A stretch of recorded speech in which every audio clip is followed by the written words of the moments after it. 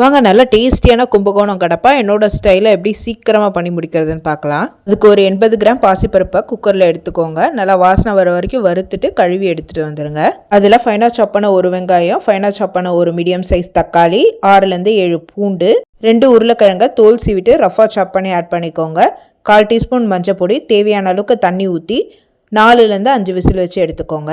Pressure release ஆனவுடனே நல்லா பருப்பு நல்லா மலர்ந்து வெந்திருக்கு. இப்போ ஒரு மிக்சர் ஜாரில் 5 பச்சை மிளகா, 2 கை அளவுக்கு துருவன தேங்காய், 2 இன்ச்சு பட்டை, 2 கிராம்பு, ஒரு ஏலக்காய் போட்டு நல்லா மைய அரைச்சி ஆட் பண்ணிடுங்க. அந்த விழுதை பருப்பும் தேங்காய் விழுதும் நல்லா மிக்ஸ் ஆகிற மாதிரி நல்லா மிக்ஸ் பண்ணி கொடுங்க.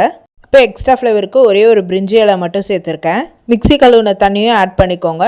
நல்லா 2 கொதி வரட்டும். இப்போ கடப்பாக்கு தேவையான அளவு உப்பு ஆட் பண்ணிக்கோங்க. கொஞ்சம் காரம் கம்மி இருந்ததுனால 2 பச்சை மிளகாவை ஸ்லைஸ் பண்ணி ஆட் பண்ணியிருக்கேன். ஒரு கையளவுக்கு கருவேப்பிலை, ஒரு கையளவுக்கு கொத்தமல்லியை நல்லா ஃபைன் சாப் பண்ணி ஆட் பண்ணியிருக்கேன். நல்லா மிக்ஸ் பண்ணி விட்டு 2 கொதி வந்தவுடனே நிறுத்தினீங்கன்னா டேஸ்டியான கும்பகோணம் கடப்பா ரெடி.